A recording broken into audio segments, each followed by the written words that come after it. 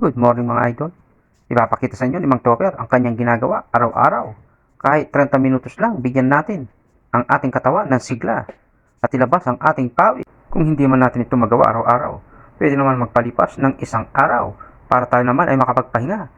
Kunin muna natin sa hinay-hinay. Hindi natin makukuha sa mabilisang proseso. Ako kasi hindi pinagpapawisan sa aming trabaho, kaya dito ko nilalabas ang aking pawis. Hindi pala ako nagsisindi ng aircon habang ginagawa ko ito. 3 beses kong ginagawa ang ganitong proseso mga idol.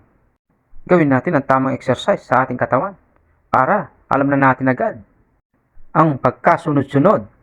Gisingin natin ang ating katawan, dugo at ang mga buto para lumakas. May gym naman kami sa ilalim ng aming accommodation pero wala tayong oras na pumunta doon dahil ang trabaho ay panggabi at puyat. Kaya dito ko na lang ginagawa sa loob ng aking kwarto.